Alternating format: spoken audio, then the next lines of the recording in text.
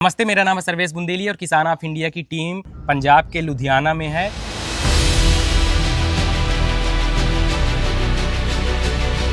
और एक ऐसे फार्म पे है जहाँ पे ब्लूबेरी की खेती होती है और ये इसेवाल गांव पड़ता है यहाँ पे। और जसप्रीत जी हैं जिनसे हम जानेंगे कि किस तरह से ये ब्लूबेरी की खेती करते हैं, क्या यहाँ पे संभव है ब्लूबेरी की खेती करना और कितना प्रॉफिटेबल हो सकता है या फिर कितना कॉमर्शियल वाइबल है यहाँ पे। भैया आपका स्वागत है किसान ऑफ इंडिया में। नमस्कार जी।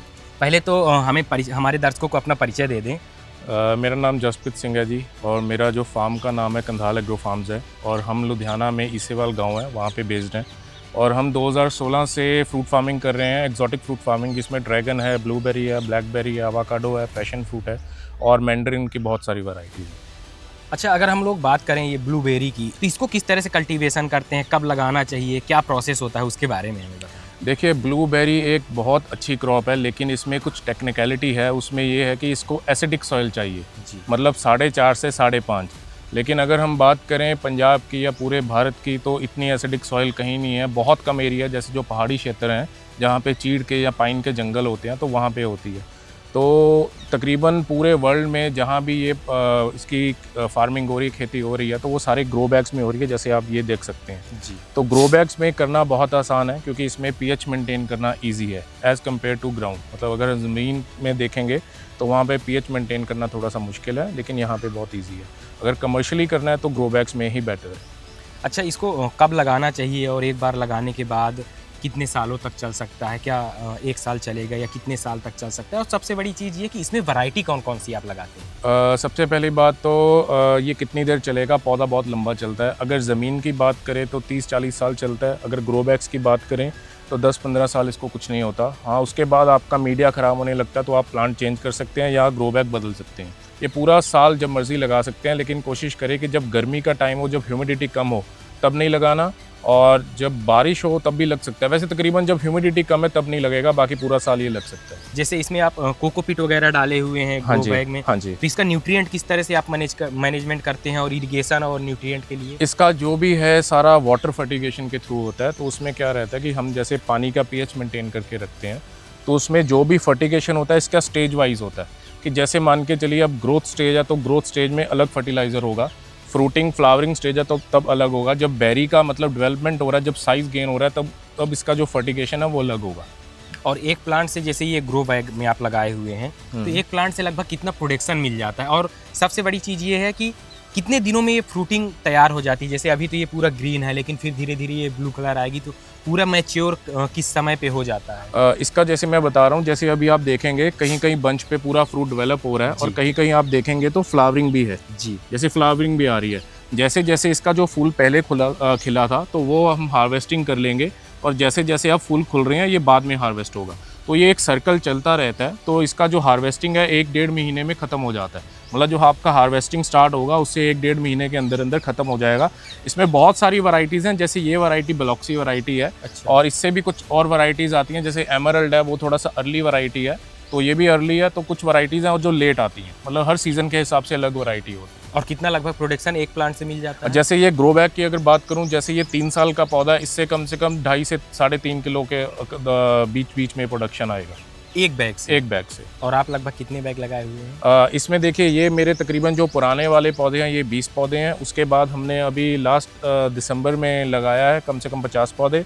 लेकिन हम ज़मीन में कोशिश कर रहे हैं कि ज़मीन में हमने पीएच मेंटेन किया हुआ है, हम ज़्यादा प्रेफरेंस ज़मीन में दे रहे हैं। तो अभी ज़मीन पे हमारे पास तकरीबन 400 पौधा लगा हुआ है। अच्छा, एक चीज़ और मुझे वही बताइए, जैसे पीएच मेंटेन की हम लोग बातचीत किए, तो क्या पौधा भी कुछ संकेत देता है पीएच अगर कम ज़्यादा है? हाँ क्या जी। पत्तियों से आप आइडेंटिफाई कर सकते हैं? हाँ, कर सकते हैं। जैसे इसके आप देखेंगे तो इसमें पीएच का कोई इशू नहीं है, तो इसमें आपका पत्ता बिल्कुल ठीक है जी। मतलब इसमें पूरा हरा आ रहा है पत्ता। जब पीएच का डेफिशिएंट, जब पीएच आपका गड़बड़ाएगा तो इसमें जब पीएच नहीं बैलेंस होगा तो ये मेन 3 चीज़ें नहीं उठाएगा, आयरन, कॉपर और मैंगनीज़। और उसमें आयरन की डेफिशिएंसी आ जाएगी, मैग्नीशियम मैंगनीज़ की डेफिशिएंसी आएगी, पत्तों में लकीरें आ जाएंगी, जैसे वेरिगेशन होता है तो पत्ता पीला हो जाएगा, बीच में हरी धारी आएगी, वैसा वेरिगेशन दिखाएगा। जब आपका पत्ता पूरा हरा है तो मतलब आपका पीएच बिल्कुल ठीक है और प्लांट पूरा अपना न्यूट्रिशन ले रहा है। और जैसे ठंड ज़्यादा पड़ती है या गर्मी ज़्यादा पड़ती है तो उसके लिए भी कुछ मैनेजमेंट करना पड़ता है? ठंड तो जितनी पड़ेगी सर उतना बढ़िया है इसको। तो ठंड तो जितनी पड़ेगी उतने चिल आवर्स होते हैं, जो 7 डिग्री से नीचे तापमान जाएगा उसको चिल आवर्स बोलते हैं। जैसे आज रात को मान के चलिए 8 घंटे 7 डिग्री से नीचे गया तो आज के 8 घंटे जुड़ गए।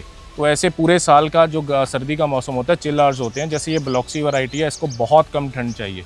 तो ऐसे अलग अलग वैरायटी है, किसी को 150 घंटे ठंड चाहिए, किसी को 300 घंटे ठंड चाहिए। पंजाब के जो तकरीबन 350 घंटे ठंड है, अगर 20-30 घंटे बढ़ेंगे तो इसको फ़ायदा ही होगा। और दूसरी बात, गर्मी के दौरान आप देखेंगे हमने इसके ऊपर नेट डाला हुआ है, तो 2 महीने इसको सिर्फ कवर करना है हमने।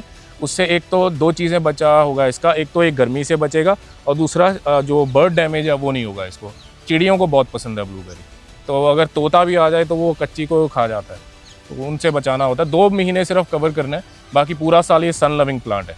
मतलब जितनी इसको धूप मिलेगी उतना बढ़िया चलेगा। और इसमें कोई डिजीज और इंसेक्ट का जैसे बता दिए कि मोस्टली बर्ड ही इसको हाँ, डैमेज इसको करती हैं। बर्ड ही डैमेज करता है, ज़्यादा इसको डिजीज़ नहीं आता, बहुत हार्डी प्लांट है। अच्छा। मेरा जो 4 साल का जो रिसर्च है, अगर आपका पौधा मरेगा तो पीएच के इशू से मरेगा, उसके अलावा आपका पौधा बहुत कम चांस है मरने का। तो पीएच मेंटेन करने के लिए कुछ न्यूट्रिएंट वगैरह भी आप लोग डालते हैं? ज़मीन में तो देखिए वो सल्फ़र डलेगा, लेकिन सल्फ़र वो भी फार्मूले के हिसाब से डलेगा। जैसे आपकी ज़मीन सैंडी है, लोमी है, उसका पीएच कितना है, फिर उसका पर स्क्वायर फीट के हिसाब से फार्मूला लगेगा कि आपका पानी का पीएच कितना है, पानी का ईसी कितना है, पानी का टीडीएस कितना है। वो फार्मूला के हिसाब से आपका पर स्क्वायर फीट का फार्मूला लगेगा, उसमें लगेगा। लेकिन जो ग्रो बैग्स का है, इसमें हमने सिर्फ पानी का पीएच मेंटेन करना है और पानी का जो ईसी देखना है, और कुछ नहीं देखना।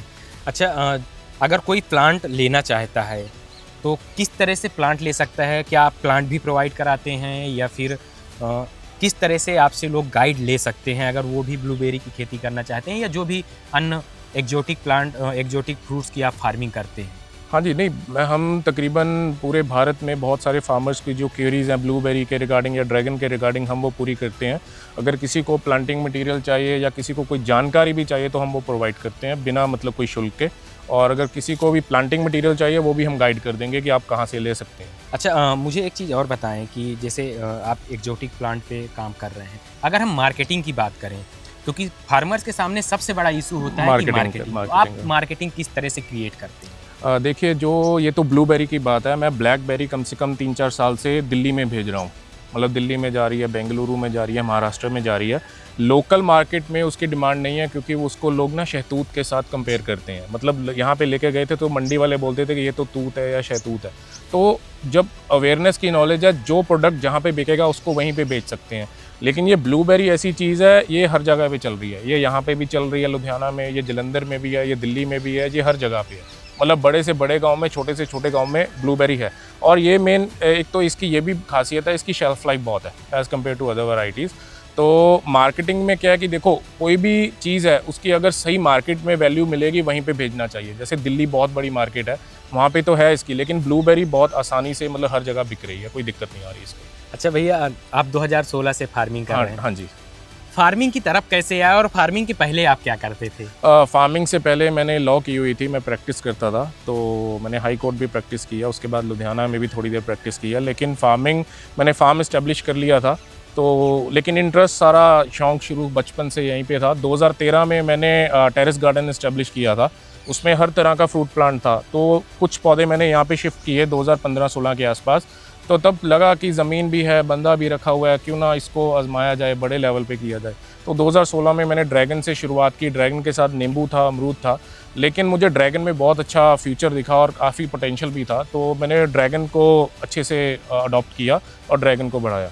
और धीरे धीरे जैसे जैसे नई क्रॉप्स आती गई तो हमने वो भी साथ में आजमाते गए। जैसे ब्लैकबेरी किया, ब्लूबेरी किया, अवाकाडो किया और पैशन फ्रूट किया, मैंड्रिन की बहुत सारी वैराइटीज़ की।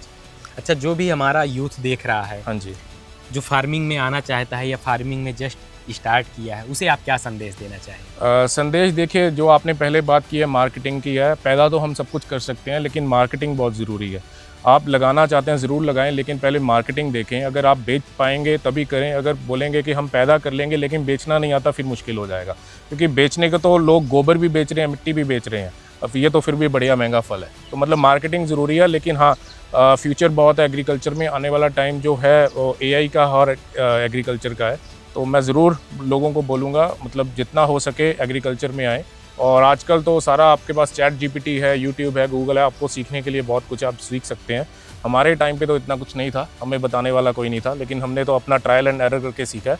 तो आप सीख सकते हैं, तो आप बहुत अच्छा फ्यूचर है। आप अगर इसको फुल टाइम प्रोफेशन देखेंगे तो आप कर सकते हैं। अच्छा, फार्मिंग शुरू करने से पहले या फिर जब धीरे धीरे आप फार्मिंग में चीज़ें बढ़ाते गए तो क्या ट्रेनिंग वगैरह भी आप किए हैं, कहीं से लिए हैं? नहीं, ट्रेनिंग कोई भी नहीं किया। मैंने सारा कुछ गूगल से, यूट्यूब से और अब चैट जीपीटी से सीखता हूँ। और बाकी जो अब मैंने बताया ट्रायल एंड एरर है।